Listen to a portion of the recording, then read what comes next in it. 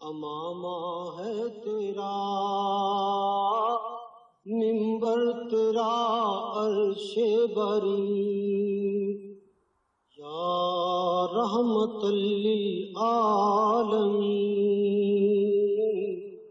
یا رحمت للعالمین۔ ایک بار پھر ناظرین میں آپ کو خوش آمدید کہتا ہوں رحمت للعالمین کے ٹائٹل سے خصوصی براہ راست نشریات میں، اور 3 شخصیات اس وقت ہمارے ساتھ موجود ہیں۔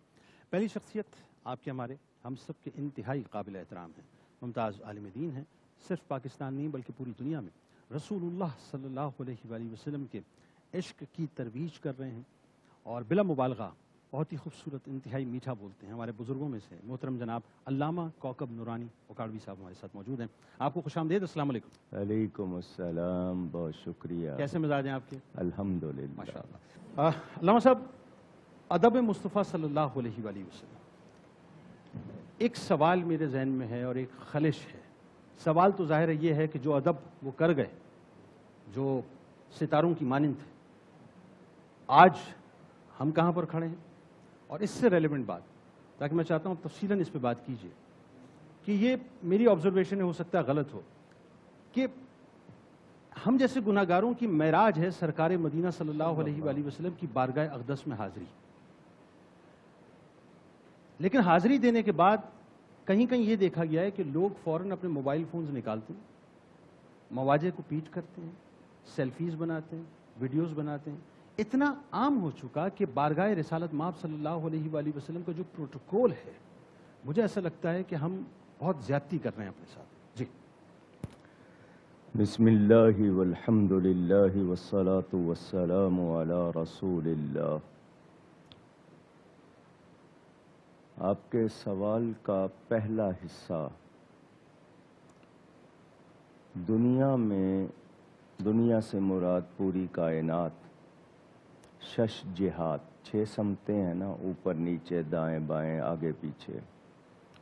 انسانی تاریخ ہمارے پاس کم و بیش 10,000 سال کی ہے، اس سے زیادہ کی نہیں ہے۔ کائنات کب سے بنی ہوئی ہے نہیں معلوم۔ پوری تاریخ انسانیت میں صرف واحد ہستی ہے میرے نبی پاک صلی اللہ علیہ وآلہ وسلم، جن کے پروٹوکول کو خود رب تعالی نے بیان کیا ہے۔ اللہ، کوئی اور نہیں ہے۔ واہ واہ۔ اور بے لقب ان کا نام مبارک کہیں ان کے معبود نے بھی پکارا نہیں۔ آئے ہائے ہائے، سبحان اللہ سبحان اللہ، کیا بات۔ پورے قرآن میں یا محمد نہیں ملے گا۔ آئے ہائے۔ اور شاعر کی زبان کے ہنوز نام تو گفتن کمال بے ادبی، شروع میں وہ مشک اور گلاب اور جتنی بھی، یہ ہمارے لیے بہت بڑی سعادت ہے کہ ہم ان کا نام لے لیتے ہیں، آئے ہائے ہائے۔ ورنہ اس قابل بھی نہیں ہے۔ قرآن کریم میں پہلا حکم یا ایھا الذین آمنوا کے لفظ پہلے پارے کے آخر میں آئے ہیں، ویسے تو کئی جگہ لیکن پہلی مرتبہ ترتیب میں، تو پہلا حکم یہ ہے لا تقولوا رائنا۔ آئے ہائے ہائے، سبحان یہ اللہ۔ پہلا حکم ہے۔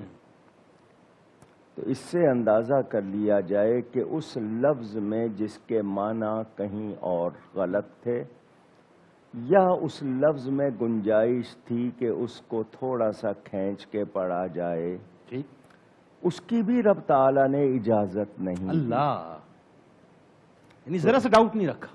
اللہ تعالیٰ منع کر رہا ہے، خود خالق، جبکہ دیگر انبیاء کے بیان میں موجود ہے کہ ان کو کیا کیا کہا گیا، لیکن اپنے حبیب کے معاملے میں۔ اچھا، ہمارے ہاں نظام ہے عدالت، کورٹ کہتے ہیں، مدعی نہیں چاہتا کہ اس کے گواہ پر جیرا ہو،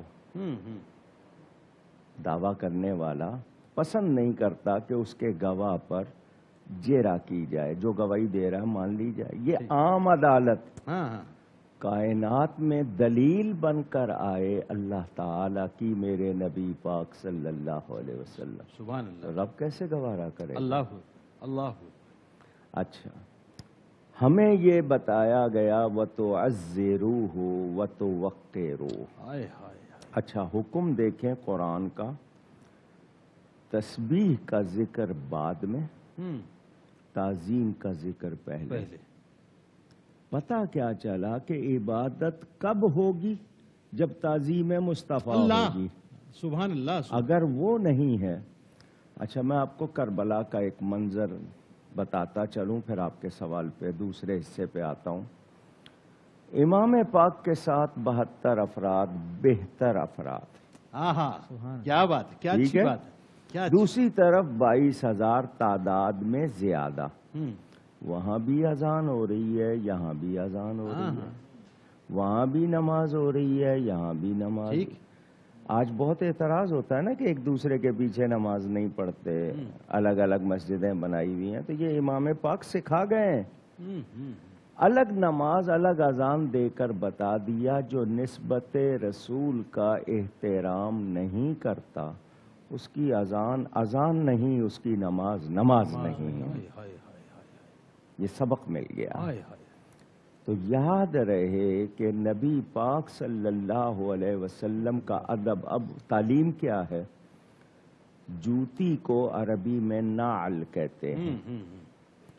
ہمارے ہاں جتڑی کا لفظ کہہ لیں گے، اگر تصغیر یعنی چھوٹا کریں گے تو جتڑی کہہ دیں گے، عربی میں نعیل ہو جائے گا. اگر کوئی رسول پاک صلی اللہ علیہ وسلم کی مبارک جوتیوں کو نعیل کہہ دے یا جتڑی کہہ دے، مومن نہیں رہتا. ہائے ہائے ہائے، اللہ اکبر. یہ میرا فتویٰ نہیں ہے، یہ پوری امت کا فتویٰ ہے. ان کے لباس مبارک کو حقارت سے میلا کہہ دے، ایمان سے نکل جاتا ہے. اللہ اکبر. دہی کو کھٹا کہہ دے، وہ تو مدینے کی ہے نا. ہائے ہائے، وہ تو مدینے کی ہے. یہاں نبی پاک کی ادب کی بات کر رہے ہیں. اب جس ہستی کے لیے قرآن کہے کہ اپنی آوازیں پست رکھو، کلمات کا ذکر نہیں ہے، بھلے ادب والے ہیں، آواز بھی اونچی نہ ہو، ورنہ عملوں کی پونجی کب لٹ جائے گی پتہ بھی نہیں چلے گا، تمہیں خبر تک نہیں ہوگی.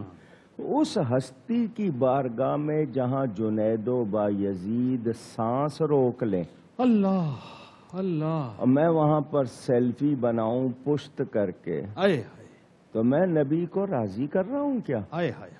کلام فرمائیے اس پہ، آپ ذرا کھل کے کلام فرمائیے، یہ بہت ضرورت ہے اس وقت تربیت کی. مدینہ منورہ تو رہا ایک طرف، مسجد میں دنیا کی غیر ضروری بات کرنے سے 40 سال کی عبادت ختم ہو جاتی ہے. اللہ اللہ. ہم نے مسجدوں کا کیا حال کیا ہوا ہے. اللہ کا گھر ہے وہ، میرا آپ کا گھر نہیں، اللہ کا گھر ہے. غیر ضروری بات کرنے کی اجازت نہیں. 40 برس کی عبادت گئی چلی جاتی. روایتوں میں زیادہ کا بھی بیان ہے. اور حضور اکرم صلی اللہ علیہ وسلم کی بارگاہ میں آنے والا، اب یہ دیکھیں نا، قرآن اللہ کا کلام ہے، سب پڑھتے ہیں، لیکن بری نیت سے پڑھے تو کافر ہے. اس نیت سے پڑھ رہا ہے کہ میں اس میں نبی کی برائی ڈھونڈوں، تو اس کا پڑھنا تو ایک طرف رہا، وہ ایمان سے چلا گیا. تو اس ہستی کی بارگاہ میں میرا پہنچ جانا، یہ میرے لیے سب سے بڑی سعادت کہ میں مدینہ پہنچ گیا. تیری معراج کے تو جانے کہاں تک پہنچ. وہ تو ہم وہاں مدینہ پہنچ. اب مدینہ منورہ کے ہمیں خس و خاشاک کا بھی ادب کرنا ہے. خس گھاس کے ٹکڑے کو کہتے ہیں، خاشاک کے کانٹے وغیرہ. وہاں کانٹا چبھ جائے تو تکلیف نہیں ہونی چاہیے، خوش ہونا چاہیے. وہاں کا کانٹا، کسی اور علاقے کی بات نہیں کر رہا ہوں میں. اس شہر میں پہنچ گئے. اب ہماری جوتی بغل میں ہے اور ہم مواجہ شریف میں کھڑے ہوئے ہیں. اللہ اللہ اللہ. سر پہ ٹوپی نہیں ہے. اچھا ٹیلی فون کر کے دوسرے کو کہہ رہا ہوں کہ میں یہاں روضہ شریف پہ کھڑا ہوا، تو مجھے وہاں جا کے بھی دوسرے یاد رہے تو میں نے حاضری کہاں دی ہے. اچھا آپ کو تصویر بنانے کا بہت شوق ہے، آپ فارغ ہو کے کسی ایک وقت میں کہیں بنا لیں، لیکن مواجہ شریف کو پیٹ کرنا، نبی پاک کو لا تقدموا بین یدی اللہ ورسولہ، قرآن کا حکم ہے. وہ سورہ حجرات پڑھیں. ہمیں حکم دیا جس طرح آپس میں ایک دوسرے کو پکارتے ہو، میرے نبی کو اس طرح نہ پکارنا. تو جب اللہ تعالی ہمیں ادب کی تلقین فرما رہا ہے تو کیا مطلب کہ بعض جگہ بے ادبی میں توبہ کے بعد گنجائش ہے، یہاں تو وہ بھی گنجائش نہیں ہے۔ یہاں توبہ کے بعد صرف اتنا ہوگا کہ نماز جنازہ پڑھ لی جائے گی، مسلمانوں کے قبرستان میں دفن ہو جائے گا، وہ بھی توبہ کے بعد اتنی گنجائش ہے، لیکن سزا ختم نہیں ہوگی۔ اور وہاں کیا ہوگا نہیں معلوم۔ اور قرآن میں خود رب تعالی نے فرما دیا 70 مرتن فلن یغفر اللہ لہم، آپ رحمت للعالمین بنائے گئے ہو، آپ شان رحمت کی وجہ سے اپنے گستاخ کو معاف بھی کر دو گے، ہم نہیں کریں گے، کیونکہ جو محبوب کا میں اپنے کوئی مجھے گالی دے میں معاف کر دوں گا، میرے باپ کو دے میں معاف نہیں کروں گا، مجھے بات کر جو کرنی ہے، لیکن میری کسی پیاری ہستی کو تو جب میں اتنا غیرت مند ہوں، رب تعالیٰ کی کیا اللہ تو آپ اصل میں ہوا یہ ہے تربیت نہیں ہوئی، درس گاہوں کا نصاب اور خانقاہوں کی تربیت وہ بدل گئی۔ صحیح۔ اچھا، قرآن کریم کو پڑھنے کے لیے بچوں کو سکھایا جاتا تھا کپڑے پورے ہوں، وضو ہو، ٹوپی ہو، اب وہ بھی ختم۔ معاف کیجیے گا، ہمارے ہاں میں قرآن خوانی ہو رہی ہے، کچھ کرسی پہ بیٹھے ہیں، کچھ نیچے بیٹھے ہیں، کنارے پہ نہیں لگائی گئی کرسی، بیچ میں لگا دی ہم نے کلام اللہ کے لیے، وہ ادب بھی چھوڑ دیا۔ اچھا، ہمارے ہاں چلیں جو گورنمنٹ والے ہیں وہ تو آپ ایک الگ صف بن جاتی ہے نا، ٹوپی پہننا نماز میں ہم نے اس کو بھی نہیں چھوڑ، کہہ دیتے ہیں کہ جی ہو جاتی ہے، تو میں نے کہا پھر نبی نے کیوں نہیں پڑھی، صحابہ نے کیوں نہیں پڑھی، وہ تو امامہ باندھ کے پڑھ رہے ہیں اور ہم ٹوپی بھی ضروری نہ سمجھے۔ تو اس کا اب اثر یہ آ رہا ہے کہ جہاں ادب ختم ہو جاتا ہے برکت اٹھ جاتی ہے۔